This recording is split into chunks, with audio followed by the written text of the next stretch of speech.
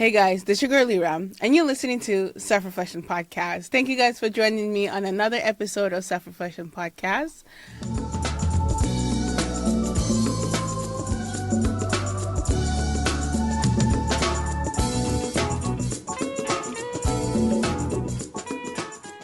I am happy that you guys are here, and also welcome again to our new season on Self-Reflection Podcast. We are in season 3 this year. How exciting this is. You know, this is the 4th year that we are running Self-Reflection Podcast, and I want to say thank you to every single one of you that, have subscribe to Self-Reflection Podcast, all of you that have allowed this journey to keep going, right? When I started this journey, I didn't recognize that, it was going to turn out this way, right? So to have over 55K downloads on Buzzsprout alone, that is a huge success for us on Self-Reflection Podcast. So thank you guys so much again for subscribing to Self-Reflection Podcast, for watching, listening to Self-Reflection Podcast. We are going to be talking to Josh. Thank you so much for joining me on Self-Reflection Podcast. Thank you. Thank you for having me. Before we actually dive into this conversation, do you want mind introducing who you are to our friends on Self-Reflection Podcast? So I'm a Oakland native, born and raised. I initially started following the podcast. I like the message that you were putting out, and the honesty behind it, and it resonated with me. Mm-hmm. Me myself, I'm not like a expert in any specific field or anything, but I feel like my voice, I would bring a lot of experience to it. Yeah.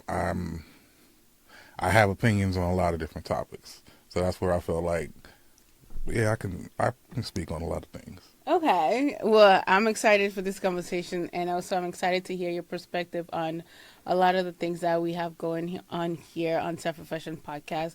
You said you liked the podcast and the message behind it. Like, just out of curiosity, like, what about the message do you actually, find engaging, or did you like about Self-Reflection Podcast? I would say it's a host of a lot of different things. Mm-hmm. So you formulate a lot of questions to make people think. You also, when somebody is speaking, you can get the vibe, or you can feel the transparency in what they're saying. And then if you're thinking about doing the work, or you've done any type of work, you can see that and it resonates. Yeah. So all of those types of things were things that it was kind of drawing me in, but then also the messages, and then you do a lot of different affirmations, and if your algorithm isn't up to par, mine, it's pretty balanced, I must say. Yeah. But scrolling through, I have quite a few pages where it'll be somebody that'll be remind me about the affirmations and things like that, mm-hmm. just to keep you on track. Yeah. Thank you again, because I was just curious to what would draw another person to the podcast, the same way that it draw you. When it comes down to growing up in Oakland, right? Mm-hmm. How have you seen the shift when it comes down to your generation versus the young generation that is in Oakland right now?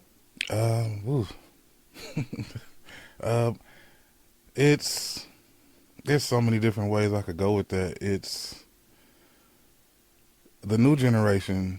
They have all of the technology.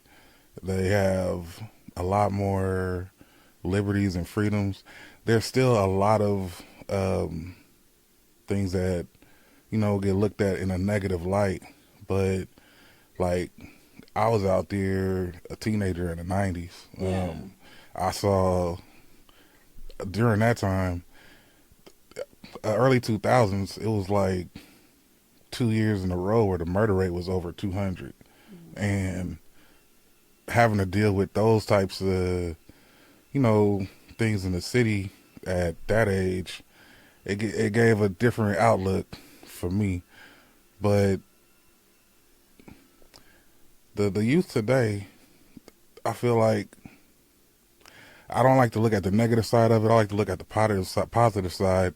There's a lot more of them that are finding other outlets and other ways. Mm. It's, of course, like the street element is there where they'll fall into that. Yeah. But like you have the Kai Cenats and the I Show Speeds and all these popular streamers. There's more people that are like at home doing coding and doing music and doing all different types of things. Mm-hmm. Of course, it's the kids that are going to follow the music and the street culture, but I don't feel like that's a representation of reality. Yeah. Like, it's out there. We see it in the music. That's what is shown to us, but it's not a major representation of it. I would say, from what I've seen, there's more people on the right side than the wrong side, but that's just not what's shown. Yeah. So do you think like when you were growing up in the 90s, early 2000s, like do you think the reason why the gang culture and the street culture were so heavy was because they didn't have outlets to like keep themselves occupied or expose them to things like the technology is today? I would say definitely. I would say um, the ability to escape on a tablet for some young kids is, there wasn't any escape. We played outside. We might have had more sociable circles Yes. because there was less online presence, but you'd be blessed to be able to have like sports activities that you can go do. Oakland had the MB Mall in North Oakland and East Mall. Those were the only places you can go do some shopping inside of your city. Oh, there was also Durant Square. There wasn't a movie theater except for the one in Eastmont. The bowling alley was gone. There wasn't an ice skating ring. You know, there's parks, but there wasn't a lot of recreational programs. Yeah. And then the street element was a lot heavier then, in my opinion. Mm-hmm. It was a at the same time, I don't want to just say it on a negative aspect, because if you were in that time, the culture of it was really like pure. It's not like when the hyphy movement came about and then it went commercial and corporate. Then they started selling drinks in stores and stuff. They call them street takeovers in other cities. In Oakland, they was having sideshows in the late 80s. Into the 90s, they started having sideshows during donuts. And it wasn't about anything negative. Today, you know, they out there I would assume they're trying to enjoy themselves. Some of it, I look where we didn't leave room for them to have any type of understanding, because there wasn't a lot of people my age trying to put them up on game or anything. But the 90s was a time. Yeah. There's so many ways I could go with it. You just talk about putting them on game, you know, from that perspective, right? What supportive word do you have for the young men that are in the quote-unquote streets right now, right? Not a lot, because I think that the murder rate has gone down in Oakland for sure, but the suicide rate is going up, right? So in overall, so what advice do you have for those that are still in that street culture? Because if we look into today's society, right, and if you're aware and you're conscious about that, you know that it's foolishness somewhat, right? Being in a gang where, you know, you're risking your entire life for a certain color or a certain name, right? I think it would be, I think it's kind of deeper than that. Just because I've personally seen like a lot of kids where when you don't have any guidance, and you could put a young person in any setting, if they don't have any guidance, it's a blessing to end up in a positive light. They have to figure it out on their own. Not everybody is joining gangs off of popularity. Mm. Some are, Yeah.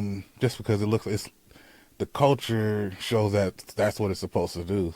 But I also kind of feel like the culture is shifting.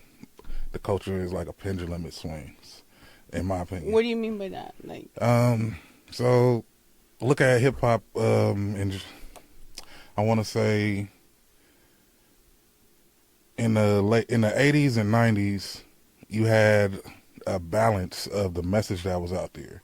So the industry wasn't just you're hearing one specific sound or one specific type of artist.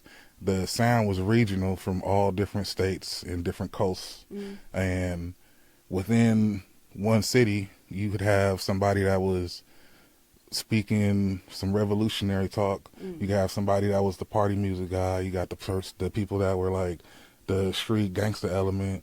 Then you got the player, and then you have people that were a combination of all. mm-hmm. And that's where it was a balance in it, because, and even the people that did speak in a negative light, they were still they weren't speaking on it as a bravado, like, Mm-hmm. hey, this is what I'm doing, you should do it too. It was, Yeah.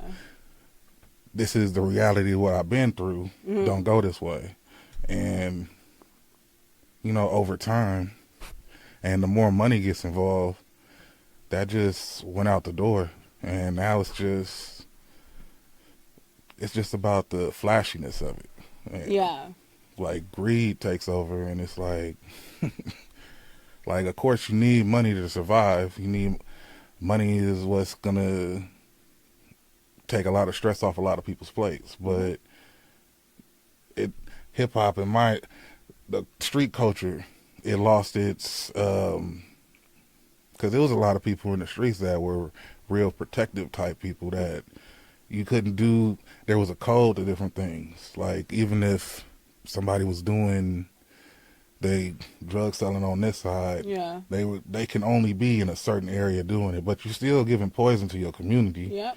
But it was regulated because you got some other folks like the Panthers that was like, you can't do that around any kids, around any this. Yeah. Like, we understand the economics of things. Like, they take the blueprint, in my opinion, off the government.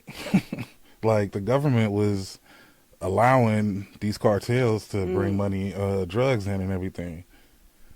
It starts affecting the people too much, and they're like, oh, you can't do that anymore. So the kids today, as much as people point the finger, I try to give as much grace as I can to them, because at the end of the day, it's really all about how aware they are themselves, how aware they are of the people that they come from and their history.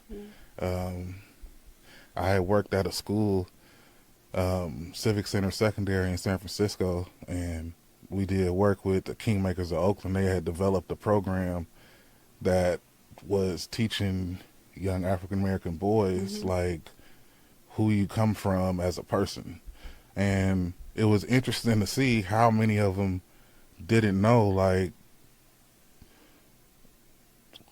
historical figures, or Yeah. how to put together, being able to think through situations or talk out, the hard, when that energy arises inside of them where all they know is, it's time to knuckle up. Yeah. You got to have the capacity to quiet that down, like they were teaching these things. And that was amazing to me. And hopefully, like, I'd like to see more of that And, you know, just to bring it back full circle, when I was saying how the pendulum swings, so we've seen that type of negative culture get out of hand, Mm-hmm. and it feels to me like it's slowly coming back, at least to a point to where we could have some type of balance. Mm. Because in a realistic world, nothing's ever going to be the Garden of Eden. Yeah. Nothing is ever going to be complete hell. Yeah. Ah. So when you talk about like, they took the blueprint from the government, right? Do you think people, because I think a lot of like, you know, a lot of times we talk about how us black people, right, we are poisoning our community, right? Do you think like a lot of us just felt that like they're already doing it to us, so we might as well get into the game as well? I don't think that. Oh. So I think some might have thought like that, but you know, in survival mode, Mm. what for every action there's a reaction, and if you go through 10 actions, if you go through 9 actions and have a negative reaction, and that 10th one is a positive one, Yeah. you're gonna keep doing it because you got that reward system.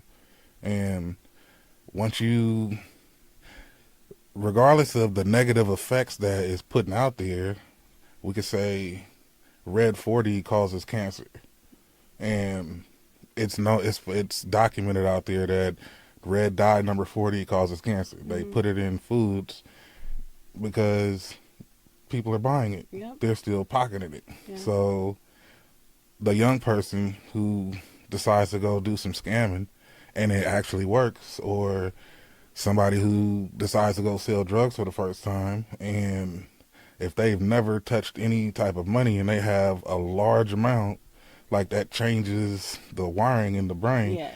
not just from a popularity standpoint, but it's a reward. It's something Yeah. that works. It's like uh, it's psychological training Mm-hmm. almost. Yeah, I agree. Coming from that culture, I know mental health is something that you and I have talked about a handful, right? How did you get on that journey of like wanting to heal for yourself? Good question. A really good question. For me, I've I've had my share of traumas in life. Seen a lot of different things, and getting to that point for me it was a necessary process, especially after the birth of my son. He just turned 8. Yesterday was his party, and I didn't have the greatest relationship with my own father, and watching all of my friends, I would talk to their dads Yeah. and use that as my um, mentorship almost. Mm-hmm. And having kids, that changed me. I can't speak for anybody else, but it's like, you want to put your best foot forward, the best that you can. Mm-hmm. In order for me to do that, I have to think about that you have to start dissecting yourself Yeah. and looking at everything that you possibly can. And a lot of people that I know, I won't even say that I know, but that I've seen out there, just through observation, a lot of people will take the route of paying to have work done or different things of that nature. And I've always wanted everything that I do to be real organic, to the point to where I have to look at me first with everything. Yeah. So that turning point for me happened as it was a gradual basis. So it at each step, I would say it was like a bomb that keeps going off. Mm. So a friend passes away. Yeah. boom, okay, how am I living? You know, you think about mortality, it causes you to think about your own. Yeah. Um, Life happens, a birth. Oh wow, this this human is looking at me for everything. Mm-hmm. Oh, I need to look at myself because you only get one chance to raise somebody the best that you can. Mm-hmm. Like you want to try your best to avoid mistakes. So that made me have to reflect on a lot of different things about myself Mm-hmm. that I was doing and do the best that I can to make changes. And it became to the point where it's a continuous process. Yeah. Yeah. And there's times where, it's with that pendulum again, where, you get up on a real high, you're Mm-hmm. feeling good about it, and then you slip down that slide and you're at the bottom of it, and to step away from it and look at it is like, okay, I'm at a point now, at least where I can say I'm enjoying the journey, Mm-hmm. and I have, because I had to go and learn about parts of me that I didn't even realize were there. Mm-hmm. Yeah. But in the beginning it was difficult, but over the time it became like, okay, that side of me that I never really dealt with, now I'm, making friends with it, and it feels better. It doesn't feel like a rain cloud anymore. It Mm-hmm. just feels like, oh, when this cloud comes, it's supposed to rain, Yeah. because how else is anything going to grow? True. Because the soil needs to be watered. Mm-hmm. I like that, and when you talk about that, I think about Dark Night of Soul, right? Mhm. When you're facing that moment, how did you move past that low moment, that dark moment where it felt really heavy? Because that's something, when you go on your healing journey, everyone experienced that, right? Because even I experienced when I had to start healing myself, or when I went on my healing journey, I had to go through my dark night of soul. And I remember those days felt as if it would never, like, pass, right? How did you overcome that challenging moment? Um, at first I didn't. I panicked. Mm, Like you don't. It's an individual perspective, and it's yeah, different for everybody. yeah. And it's for me, it was fight or flight mode, and step away from it, and almost like so when I'm separated from it, it's like it's over there and I'm over here. Mm, Now I can look at it because I stepped away from it, and then I could try to inch my way back to it. And then I had to learn how to interact with it, mm, and but that's each time that it keeps happening, yeah. because it keeps happening. And then that's something that I kind of got to the point where I'm realizing where it's gonna always keep happening. Mm, Those moments where you have to go to that dark place and know your dark place, mm, because if you don't know your dark place, it's there and it'll come out when it wants to mm-hmm. if you don't have control over yourself. Yeah. So for me, um, I got to a moment where, you know, felt like the weight was too much, the pressure is too much, and turn to everything that you walk away from, you start turning towards. At a point, I had turned away from faith, and I start Mm, turning back, because I won't say that it's fear. It was more of seeking understanding, mm, because you trying to understand myself, the yeah. more and more the best that I could. Yeah.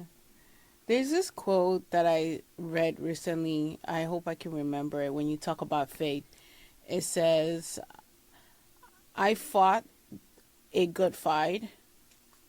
I think I'm paraphrasing. I finished my course. I kept my faith. I think it's like it's in the Bible. I think Jonathan 4 verse 7. I can't remember exactly. I remember that one. I Or don't remember the Timothy or whole. something like that. Yeah. You know, when you were talking, that's what came to my mind, and I could like relate to that because it's like when I was going through my dark night of soul as well, right? There was those moments where like I wanted to run away from them. I Mm-hmm. wanted to run away from my emotions, right? And then there were the nights where I had to cry myself to sleep over and over and over and over in those moments where I was afraid of them. And also it brought a lot of anxiety at the same time, right? Um, from a man's perspective, right? What supportive words do you have for other men or young men out there that might have their dark night of soul and they don't know that they have it, or they're going through that awakening process, because it is very challenging when you're going through that moment? What supportive word do you have for them? Um, this is the best way I can phrase it for them, and it might not work for everybody, Hmm. but people that come from and understand background, kind of like where I came from, I would tell them to look at it the same way that they confront other men, Mm. the same way that they confront other issues when they get upset. I remember times where I would hear people say, "I'm not afraid of nobody. They breathe the same air I breathe. They bleed the same blood I breathe." Hmm. You have to have that same courage with yourself. Mm. You have to be able to look at that same dark space inside of you, because that darkness is you. Yeah. And uh, can you get in the ring with yourself and win? Yeah. Like, forget trying to fight anybody else. Mm. You got hands. Can you win against yourself? Like, and sit there with that thought and really sit with that thought. Like, man, I'm a big dude. I might have to try to get his big behind winded so I could choke him or something. Like, Hmm. how am I going to fight me? Yeah. But it to win against that darkness, you got to go to war against yourself, Yeah. and you have to be fearless about it, and you have to be resilient about it, Yeah. and you have to build up a vocabulary of understanding. Like, get interested in learning about yourself and learning ways to learn about yourself, multiple ways. There's no blueprint for it. It's however you find your way to it. Yeah. That would be my message. I love that. And just a little promo here, guys. Self Reflection Podcast is definitely a good space for you to maybe get some tools that you can use to fight those dark night of soul, your demons for yourself, right? Because I think, like I think Josh said it earlier in the beginning of the conversation, one of the things that we do here on Self Reflection Podcast is we ask a lot of provocative questions that allow you to look for yourself or think for yourself, right? Because I honestly believe that we are the creators of whatever self that we want, right? And for us to be able to do that, we must do self-reflection. You must go within self to find self or to rediscover self. And and in that journey, when you go on that journey, you have to peel the layers back and back over and over, and that's where self-reflection comes in, when you ask yourself those questions. And um, start with the easiest parts of yourself. I love that. Please share more. Um, you try to take on something too big and you fail and you keep failing. That reward system that is the natural Yeah. biology of us is going to say, I don't want to do Mm-hmm. this. And then from a male's perspective, it's something that's just now starting to come to light and be looked at as, oh, that's okay. And in certain circles, it's still looked at as a weakness. Mm. So you have to go for those easy wins with yourself Mm. to build that confidence up, so that you can you can compound that, you can stack that, you can layer it until you're able to tackle the more difficult aspects of yourself. Yeah. Yeah, like when I went to do boxing, I went in there for one thing, but I didn't recognize that there was so much more that I wanted to unpack. Mm-hmm. So much like tension and anger in me. And when I was doing boxing, I felt like that was one of the things that really allowed me to let go of so many emotions that I didn't even know that I wanted to let go of. And I found a lot of healing in that space. And I remember in a video and encouraging people like, hey, if you have some type of tension, I feel like, and you want to punch something, boxing is one of those places that you can definitely let it go. Being a father and like raising a young man, a African American man, to even add on that, what do you tell your son to get ready for this society?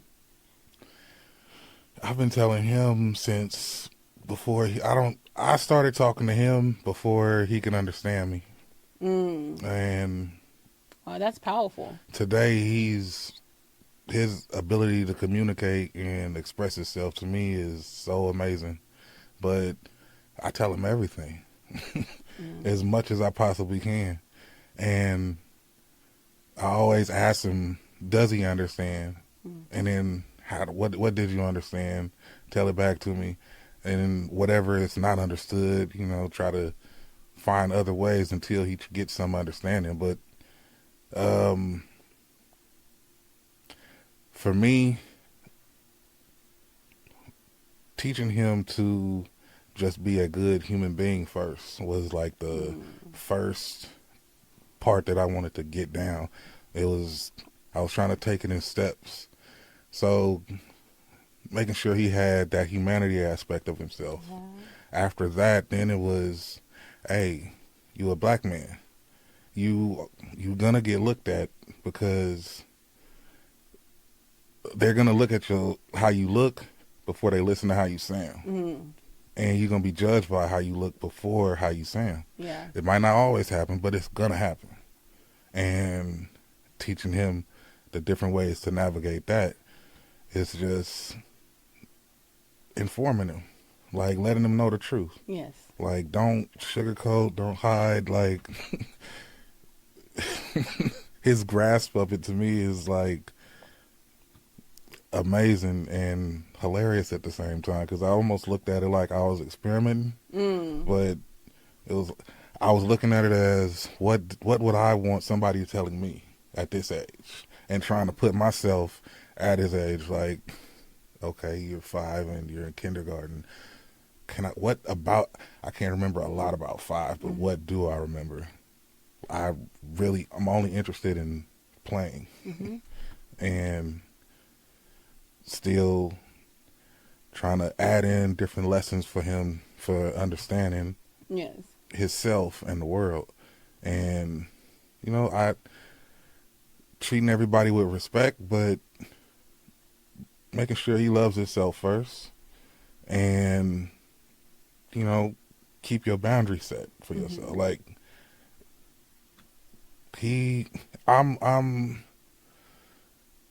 I can't wait to continually see the person that he's going to be, because it's already showing so much promise in my eyes. Yes. So it's for that's like, I feel blessed for him to come when he did, because I've always wanted kids, but that's a different topic. We'll get there. But I've always wanted kids, but when he came, I was 38, And I was like, at that point, I was like, I don't really know if he wasn't playing, but he was playing, if you know what I mean. Like, God? yeah, Oh, like it wasn't my okay. plan. He was God's plan. Okay. I was all Like, like, wait, what? not like, um, he looks more like me than his mom. Everybody says that, and his personality.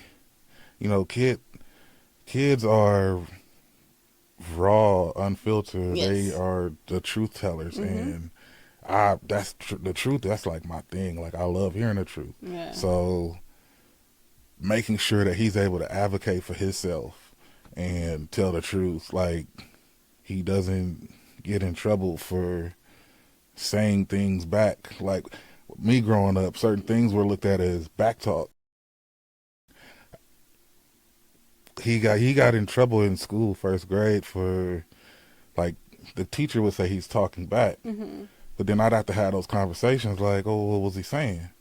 And it would turn out that he's just trying to advocate for himself. Yes. And then what it would take for them to get an understanding was to see my interaction with him, because I'm gonna have a conversation with him, and it's no need to get like upset or out of hand. It's, hey, what happened? And he tell me what happened. Is that the truth? Yeah. It's like, is that what happened? And it's dealing with breaking that. Honestly, I think it's a cognitive dissonance for adults, because there's tradition set in there where, regardless of the logic of somebody, that's still a human being with emotions and feelings. Like their words should be heard. They might grow into somebody that now all of a sudden they don't feel like they can express themselves. Yes. Because they were always told to be quiet. Yeah. So he got to talk. He needs to say what he needs to say. Hear it. And then once the teacher would allow him to speak, and then, make, it's not him speaking out of line or out of turn, but it's a learning process. Like, hey, make sure you're asking your questions when it's not interrupting the teacher. If you have a question, wait, go ask her afterwards. You go ask her, and then explaining to her like his communication style. And now his whole school loves him, principal, all the teachers. He knows like every kid in the school. Oh, wow. Yeah. I think it's really important for like parents, especially in today's society, to like do that to their kids, to teach them like who they are, because we know that the school system is not going to do that, right? Like the school isn't going to teach you about self-care, self-love, right? They're not going to teach you to understand your emotions and all of those things. So I think it's really cool that you get to do that to him, especially when he's this young, because that's when they grab like, or they start to build their own belief system, right? Which is not really their belief system, it's ours, but that's when they get to formulate it. You're absolutely right. I never wanted him to grab my belief system, except for in a moral sense, I would say. So I always told him, I just want you to be the best you. Like he would make certain decisions sometimes based off of whether he thought I would like it or not. And I would notice that, and I would, hey, it doesn't matter if I don't like it. If it's something that you want to do, that's what you want to do. Yeah. Like, don't be afraid to tell me. And you might have to punch that home sometimes, a lot of times, to get it to sink in. But when I see it to start manifesting, then it's like, okay, now he has it. And sometimes it backfires, and it's like, oh, well, I really wanted you to do that. Oh man. But it's what. As long as it's nothing detrimental and it's still something that, because I think a reason why a lot of parents don't, or haven't in the past, allowed children to be that way is because they couldn't see what the future holds. And especially, you know, growing up in the African American community, they they want the way that you're being raised is to protect you from the world, Yeah. because like we have targets on us, and it could be a physical target, it could be a mental target, it could just be to tear down your spirit. Yeah. And it's being able to look back on that and understand that, but at the same time look at the way that the world is in the present, and it's like, okay, you have to make sure that you're teaching them for the present, Mm-hmm. but also preparing them for the world that they're going to live in when they become an adult. Yeah.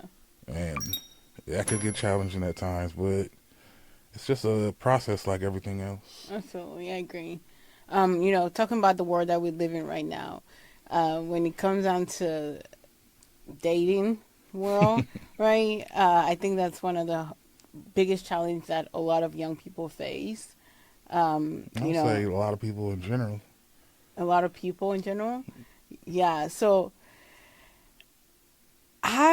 what are your thoughts on like why did the shift happen? Because like when you look back in like society, right, our fathers or our grandparents, right, they were more family based. They wanted family, or everything was family oriented. Why is our society a little bit more divided today in that sense when, especially in the African American community where the men are like not, or the women are saying, the men ain't this, and the men are saying the women ain't this. Oh, that is that question right there is This is your personal opinion too. it's all my personal opinion. Like I'm Yeah. no expert. Like I feel my way to success. Yeah. I'm not afraid of failures, but um, that's for me. I look at it like there's so many different factors that go into how now comes to be. I look at um, I look at slavery. Mm-hmm. I look at um, COINTELPRO and just the thing that happened with the civil rights movement. I look at post-slavery, the way that families were then, the way that the world was then. It's different than it is now. Yeah. All women didn't have a whole lot of rights back then. All African Americans didn't have a lot of rights. Women have fought hard to get everything that they have today, and rightfully so. Mm-hmm. They should be able to champion that and talk about it and express it and be authentic in that without anybody else feeling attacked by it. I see what you're saying. I feel like I'm not even gonna say how I feel about it. I think it's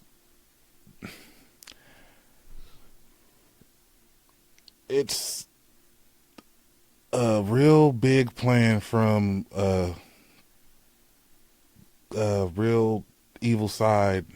This is an opinion. I'm a conspiracy theorist to a degree. Like, I think we all are. when the devil wanted to get to Adam, it was hard to get to Adam, so he had to go through Eve.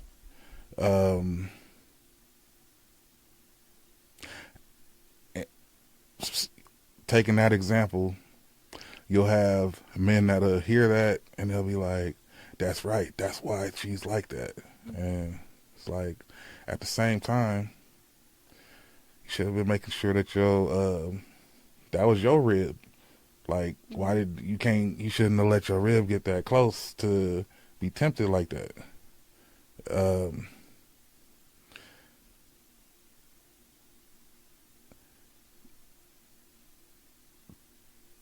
to put together such a masterful play, to have division in so many different areas is crazy. You can speak on it from a financial standpoint. Mm-hmm. You could speak on it from an emotional standpoint. Mm-hmm. Why are algorithms tailored to promote negativity? Like, God is the engineer of us. He wrote our DNA. Yeah. Somebody's writing these algorithms so that what we see in front of us, it's attacking our confirmation bias. Yeah. And if we, the more unaware that we are, or the more comfortable we get in that, we go right along with it. It's easy to, yeah, that's right, they are like that. We accept too much of that so much that now in a social setting, we're spewing it out. We don't even have to spew it out. You can see that energy. You could feel that energy before it walks through the door a lot of times. You get into a relationship and her algorithm is saying one thing and yours is saying another. Yeah. But y'all was cool in the beginning. Yeah. But it's the connection is the headbutt, and it's a power play. And it's really, for me, it boils down to, at the end of the day, what is it that you want? Like, are you living your life? If you're a religious person, are you living your life according to that book? If you're a spiritual person, are you living your life according to the morals, the laws of Ma'at, let's say? Whatever it is, if you don't subscribe to any of that and you just feel YOLO, are you able to do that without stepping on other people's toes?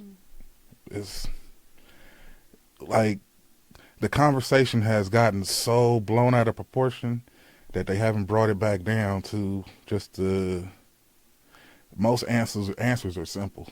How do we bring it back together? How do we bring the unity back together? Because that's what we want. We want the togetherness back to, with the people that wants to date, right? Men and women, and when that's all we're speaking of right now. How do we bring that back together where we have that family dynamic? Self-reflection. And I say that to say you have to know yourself, and you have to have, if you don't have any experience, you have to have done your studying. You have to, when you know yourself, you know what your core values are. Yeah. You know what your non-negotiables are. You know what you're willing to bend on and what you're willing to not break about. And when you know that, how well do you stick to your boundaries? Because when that serpent comes along and gets to hissing, it happens to men and women. Yeah. Are you going to stand firm in what your core is, or are you going to break? Like, and I always think it's like a social experiment every time I see like a post or a video where somebody, would you do this to a family member if you got $5 billion or so and so and so? They've taken something that doesn't have value and got all of us to agree to it, to the point to where now it's a necessity. Like, if you don't have it, you can survive, but that's not what everybody wants. People want to thrive. Yeah. So how do we get back to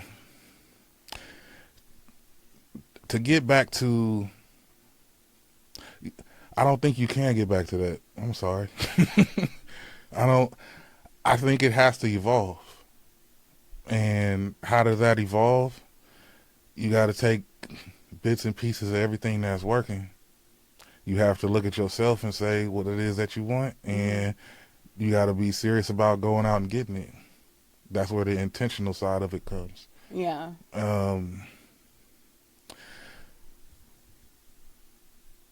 How many people were taught how to date? How many people were taught about relationships? Most people, when they got into a relationship, you know, you have adults that'll look at toddlers playing together. Oh, that's his little girlfriend. Oh, that's her little boyfriend. And it sounds cute in the moment, but it's it's not being taught. Certain values are not being taught. They go off to the prom together. Your daughter starts dating. Your son starts dating. Where are they getting the knowledge about this from? Or is it from watching TV shows or movies, reading books or love stories and stuff? Yeah. Because somebody sat down and wrote that. Yeah. And I'm not saying it is wrong, but is that what's accepted? Like, there's growing up, you think that everything is one way. Then you learn, everything is two ways. And then until we get to the point where now we have all these genders. Yeah. And it's like, if that's what it is, that's what it is. And people really have to. So I'm going to speak. I can't speak for people. I'm going to speak for me. What I do is I look at, okay, I'm a person that is really ambitious and I'm growth minded and I'm always trying to push the needle. And where have I fallen short of those types of everything always starts with me. And I go through and check off what I need to work on, what I don't, where I need to improve, and what I need to celebrate. Yeah.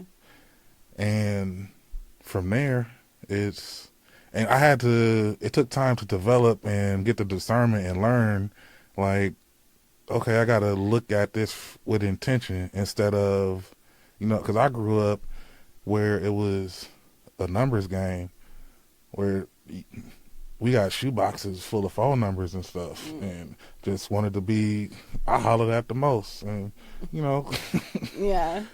But when understanding the purpose of relationships and how people are able to make that work to grow empires and things of that nature, and when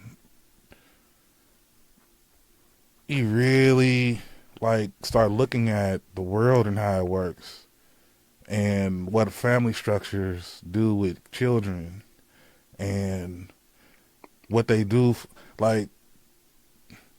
some people champion hustle culture and self-made this, self-made that, and that's great. I can't take nothing away from nobody, but there's nothing self-made in my opinion. Somewhere along the line, that idea came from somewhere. If it came from you, if the idea was an original idea, then it still didn't come from you. It came from the Most High.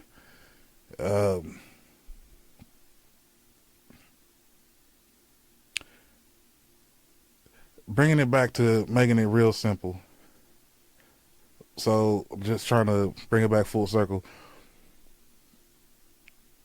People have to learn what a relationship is, in my opinion, instead of just going out there and seeing what they like with their eyes. They're funny. Oh, they're this. All of that is great for having fun, but in the relationship setting, that's the most intimate that you could possibly be. And some people have trauma in those areas, and Yeah. you never know what you're going to deal with in those. So knowing how to properly vet is like the precursor to actually dating. It's like, don't even start with the dating aspect. Start learning how to vet people. Like, if you don't like liars, you got to talk to a whole lot of different people, because you could talk to one person and your discernment might not kick in. If it's a room full of 5 people, you can't just say, oh, that's the liar. You have to Yeah. go talk to everybody. Yeah. So being able to be self-aware with yourself enough, being able to know yourself enough so that you love yourself enough Mm. to where patience feels like a hug. Mm. You have the patience. It's not the need and the want. Like, oh, I really like this person so much. Oh, I want to hug them. It's get to know people. At the end of the day, it's simple. We've the conversation on relationships has gotten so far in the outer space that it, we are simple, simplified creatures. God took care of everything that was complicated. Mm. Yeah. We got to stop making things blown so far out of proportion and just keep it simple. Mm-hmm. And you go through the vetting process, because you can go through all of that and it's everything still not work out. Yeah, that's true. But you at least are going to feel more comfortable. If you don't feel more comfortable, you have more questions that you could ask yourself. Maybe you have to go back and do more work. Mm-hmm. And all of that is okay. Like, it Yeah. can't be that's where the hug feeling like the patience feeling like a hug. You have to have that patience with yourself. So it starts with self, and from there, you know yourself. Now you know what you're willing to accept and what you're not. And you don't have to be overly aggressive about, oh, that's a red flag. You can give people a real assessment, Yeah. and it's easier from there. Yeah. I think so when it comes down to like dating, at least for myself, when I look into like dating, I go back to my core value, like the things that I want, right? I want to be able to match that same type of energy with the partner that I'm looking for, because it's like I want to be like I want the energy to match, right? Right. Instead of it being like, okay, I'm an outdoor person and then they like, to go surfing, or something like that. I like to go, Yeah. Well, those things are just small communication type stuff, though, mhm. because you can have somebody that's a home person and somebody that's an outdoor person, and this outdoor person, they're interested in the home person. They don't know that they're a home person, and they Yeah. haven't communicated. Hey, they just in getting to know that person, they find out that the indoor person is a super compromising individual. Mhm. Yeah, Where when I speak of that, I meant like my morals, my ethics, my values. Like because if you're dating someone, right, that you guys don't have those type, if you yeah, guys both have nah, different value system, that's gonna be unbalanced a that's lot. definitely Yeah, yeah. but You that's what I look at when I look into relationships today. I feel like there's that like imbalance of like their value systems don't match, so it ends up like butting heads all the time, kind of situation in a way. well, I think the negative aspect of dating has been given the bullhorn. Mm. Like, we hear too much trauma. We hear too much. We hear too much unprocessed feelings. Yes. Yeah. Like, it's okay to express feelings, but a lot of feelings that are not processed, and then being pushed out to the world, Yeah. and then that confirmation bias. Core values are something that they're called that for a reason, and when those things align, you have to find alignment in looking for relationships, Mm-hmm. because what are people's purpose behind it? Like, and that's where I go back to the vetting part. So it's like you can go on two different dates, and one person likes checkers, the other person likes chess, and you're like, oh, I'm a Monopoly person. Yeah. it, it just be like that, and it has to be an okay thing, instead of taking the negative aspect of it and going back and sharing with a group of people. Man, everybody out here like chess and checkers. Instead of just saying, okay, well, that was cool. Let me go see if I can find some more Monopoly folks. Like, they looked like they was Monopoly. It wasn't. Like, Yeah. the message, it's that's it's an all encompassing negative aspect out there, where folks, that algorithm, we have to go through and audit it. The algorithm rhythm of the mind, like having the vocabulary to understand, um, because words help our minds see. Mm-hmm. Um, being able to know ourselves is an important thing. Um,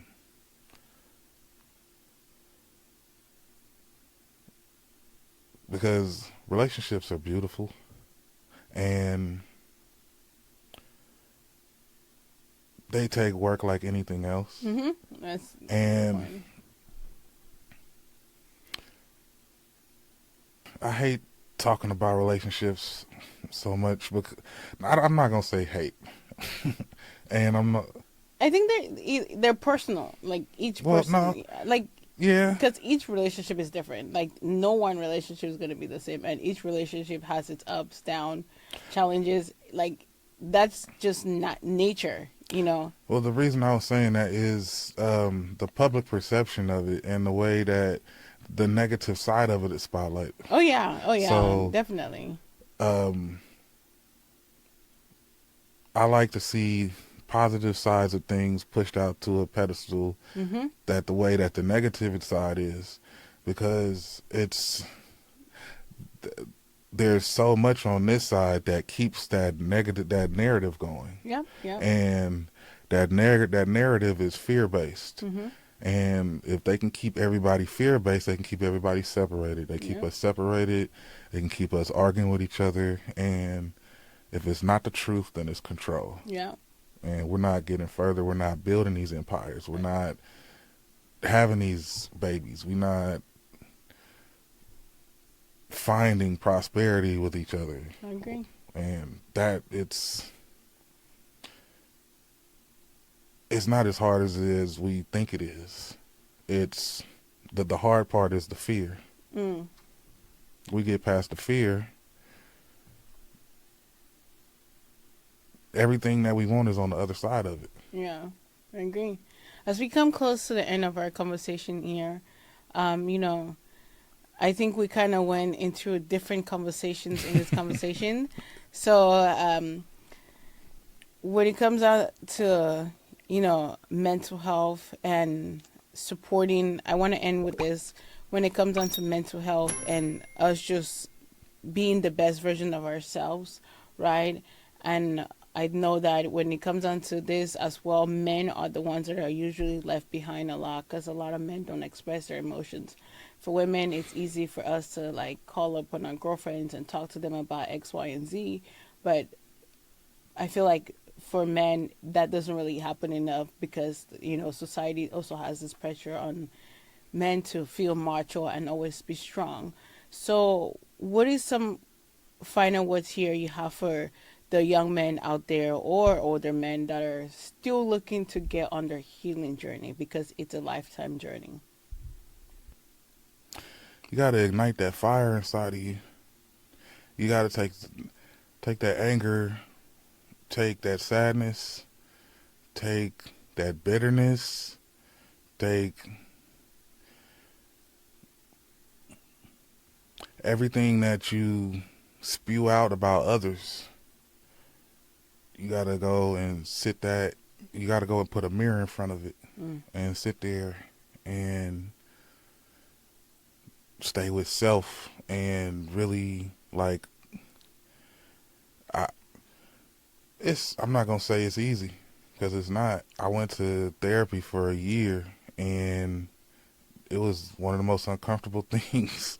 Learning different parts of me that I wasn't aware was affecting me in those ways. Mm-hmm. But that's where the healing part comes from, is finding the awareness of it and dealing with it. Because I can only say it from my perspective, Mm-hmm. but I hope, because I know people that have committed suicide. I've known people that have lost they went off their rocker and went on some real negative type sprees. Yeah. I know people that, they go to the vices and now they're hooked. And we need more people that look at people in those situations with empathy and with grace. And anyone dealing with mental health issues, you got to do whatever you can do. You got to explore every option. You can't leave no stone unturned. Mm-hmm. You have to talk to family, talk to a professional, talk to a pastor, pick up a book and read about it, do a YouTube search, talk to God, talk to whoever you can, talk to yourself. Yeah. But don't stop trying to find your answers. Don't stop believing in yourself. That's what I would say. Thank you for that message. Thank you guys again so much for joining us on Self-Reflection Podcast. Josh, I want to say thank you one more time for joining me on Self-Reflection Podcast. I really appreciate it. I appreciate the conversations that we have on and off camera. A lot of times they're very emotionally based and really deep conversations, right? So I appreciate those type of conversations a lot because those are the things that I enjoy talking about, and I also feel like they help me on my healing journey as well, on my self-discovery journey, because being on this journey, right, sometimes it can get challenging, it can get overwhelming as well. So to get to know that, there are other people out there that are on the same path, trying to discover self, trying to love self, trying to understand self. It's a beautiful thing. And to be able to have those conversations, I feel like it's a blessing because not everybody have the opportunity to be able to do so. So thank you again for that. You're welcome, and thanks for having me on. I was stepping outside of my comfort zone. I've never done something like this before, so I was like, oh, I don't want to feel nervous or anything. But, I was like, like I said before, I have to be fearless. Yeah. But yeah, I don't know how to be any other way. Mm-hmm. And I always try to speak from the heart, because anywhere else, it's not going to be authentic. Yeah. Thank you guys again so much for joining us on Self-Reflection Podcast. I hope that this conversation find you guys in great spirit, and also welcome back to season 3 on Self-Reflection Podcast. In this moment, I want to encourage you, if you have yet to grab your copy of Awakening Your True Self, a step-by-step guide to self-reflection and personal growth, go ahead and grab this book and remember, every donation or every purchase of this book will come back to Self Reflection Podcast for us to continue to grow this platform that we have on here. Also, I want to encourage you in this moment, if you have yet to subscribe to Self Reflection Podcast, please go ahead and hit that subscription button on YouTube as well. Also, leave us a comment. For this new season, we would like to hear a lot more from you guys. We would like to know what type of topic that you guys would like for us to talk on, especially on the second half of this season. So please, guys, go out, send your questions, DM me, you know, on Instagram and on TikTok. I believe my handle is the same. It's Lira, Lira_Ndifon. Please send us those questions because we want to hear from you. We want to make this as interactive as possible. Thank you guys again for being here with us on Self Reflection Podcast. And for anyone that is struggling with some form of mental health, right, please go out and seek that support. Don't do it by yourself because, you know, we're social beings. We need humans. We need people. We need that connection, right? I hope you have a blessed day. Take care of yourself, love yourself, be kind, and be gentle with yourself. Until next time, you're listening to Self Reflection Podcast, and this is your girl, Lira. Ta-da!